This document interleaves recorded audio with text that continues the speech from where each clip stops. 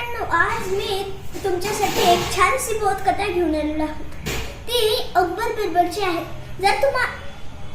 जर तुम्हाला अकबर बिरबल आवडत असेल तर या चॅनलला लाईक आणि सबस्क्राईब करून कमेंट करा.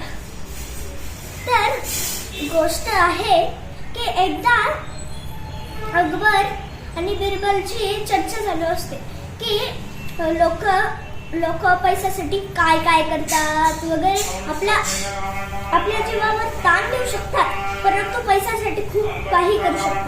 मग अकबर म्हणतो, छे पैशासाठी एवढं कोणी काही करणार नाही, काही विश्वास नाही आहे.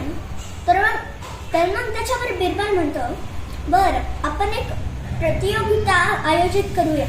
सर्व गावाला हे सांगूया की म्हणजे पण यात आपल्या गावाच्या एका त्या तळावर जाऊन रात्रभर तसंच उभा राहील, त्याला आम्ही एक बक्षीस देऊ आणि ते म्हणजे 100 सुवर्ण मुद्रा.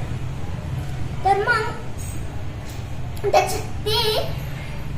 त्याचं नाव ऐकून कोणीच आले नाही, परंतु एक गरीब माणूस होता जो आपल्या कुटुंबाला पैसे मिळवून देण्यासाठी खूप काही कष्ट करत होता, परंतु त्याला पैसे मिळत नव्हते. म्हणून त्याने ती प्रतियोगिता स्वीकारली.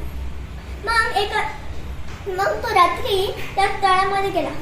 त्याला सगळे कपडे काढायला लागले आणि त्या रात्रभर त्याच्यामध्ये बसवला. मग तो रात्रभर तसाच राहिला.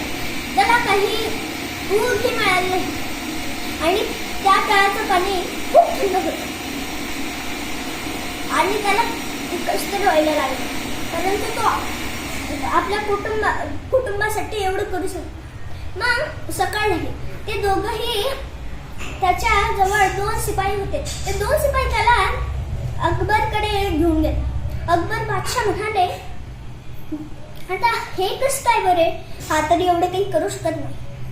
रात्रभर त्या थंड पाण्यामध्ये उभा होता, हा जिवंत कसं काय. मग तो गरीब माणूस अकबरला थोडं काहीतरी वाटावं म्हणून तो म्हणाला, तुमच्या जी राजवाड्याची एक दीप होते त्याने मला ऊब मिळाली म्हणून मी तिथे राहिली, परंतु ते तळ त्या राजवाड्यापासून खूप दूर होते. परंतु अकबरला ते नाही कळत. अकबर म्हणाला, हा हे बरोबर आहे, तू आमच्या राजवाड्याची जी दीप आहे त्याच्यामुळे तुला ऊब मिळाली, म्हणून तो रात्रभर तिथे राहिला. मग तेव्हा त्याला बक्षीस न मिळता अकबर बादशाह त्याला तिकडून हाकलून देतो. मग तो गरीब माणूस त्या बिरबल बादशाहकडे जातो. मग बिरबलला सगळी घटना वाटवतो की आता त्यांना थोडं सिरियस व्हावं म्हणून मी अशी काही कल्पना केली.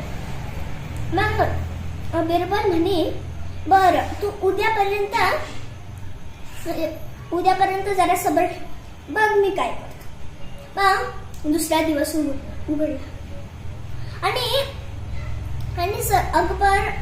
अकबर बिरबल आलेच होते, परंतु बिरबल कुठेच दिसत नव्हता. आता मग अकबर बादशाह म्हणाले, ते 2 सैनिकांना म्हणाले की त्याच्यापर्यंत निरोप पाठवा की लवकर यावे.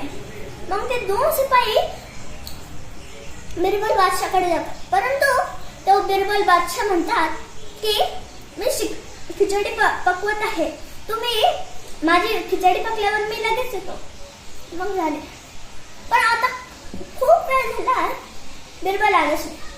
मग परत ते 2 शिपायांना तो संदेश द्यायला सांगितलं. मग बिरबल म्हणाला, आता माझी खिचडी शिकली नाही तर मग तुम्ही एक काम करा, थोड्या वेळाने मग मी तोपर्यंत राजवाड्यात असेल. मग आता खूप वेळ झाला, तू परत आला.